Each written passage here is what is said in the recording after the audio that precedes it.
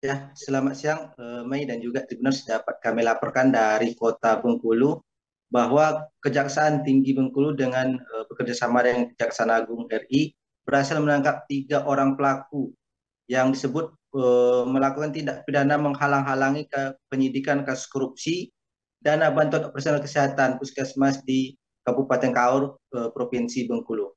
3 tersangka ini Tribuners ditangkap di Jakarta pada Jumat malam. Kajari Kaur M. Yunus mengatakan bahwa 3 tersangka ini ditangkap di 2 lokasi berbeda di Jakarta. 2 tersangka ditangkap pada saat hendak makan malam di salah satu restoran cepat saji di kawasan Blok M, Jakarta Selatan. Sementara 1 tersangka lainnya ditangkap di salah satu hotel di Jakarta Selatan. Kemudian para tersangka ini dibawa ke Bengkulu pada Sabtu siang. Dan dalam pantauan kami, pesawat mendarat di Bandara Fatmawati Soekarno, Bengkulu pada pukul 14.00 siang. Dan pada pukul 14.30, ketiga tersangka ini kemudian dibawa dengan menggunakan mobil tahanan kejaksaan menuju ke Kejati Bengkulu.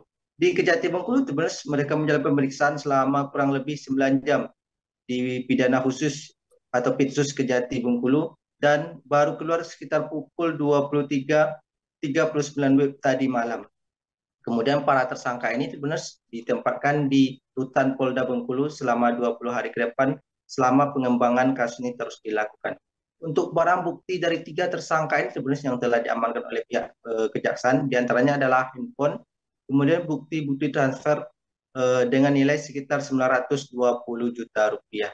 Nah, kasus ini masih dalam tahap pengembangan. Nantinya pihak kejaksaan masih membuka apakah akan ada lagi tersangka baru dalam kasus ini.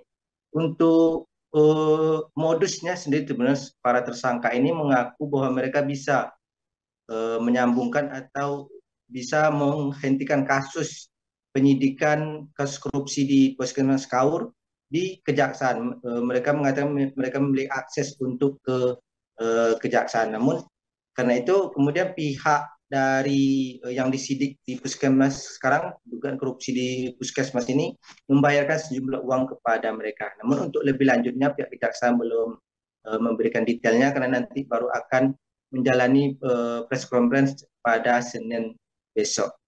Untuk sementara itu dari penasihat hukum 3 tersangka ini, Alam Syahri mengatakan bahwa mereka menghormati semua proses hukum yang saat ini sedang berlangsung dan nantinya mereka akan berusaha mengajukan penangguhan penahanan.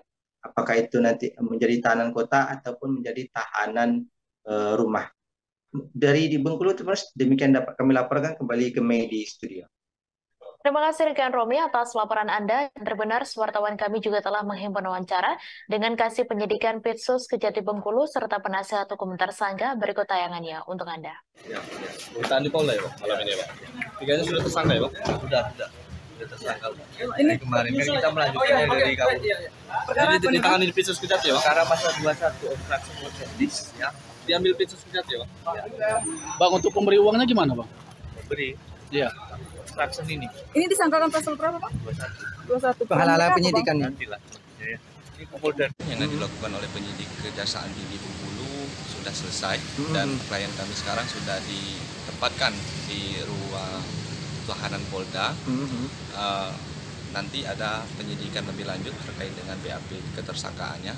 Nah, untuk upaya hukum pada prinsipnya kami sangat menghormati proses hukum yang sedang berjalan yang dilakukan oleh Kejaksaan Tinggi Bengkulu berkaitan dengan hak-hak hukum dari para tersangka yang sekarang sudah jadi tersangka 3 orang tersebut yang diduga melanggar pasal 21 Undang Tipikor. Kemungkinan kami akan Terima kasih sudah nonton. Jangan lupa like, subscribe, dan share ya.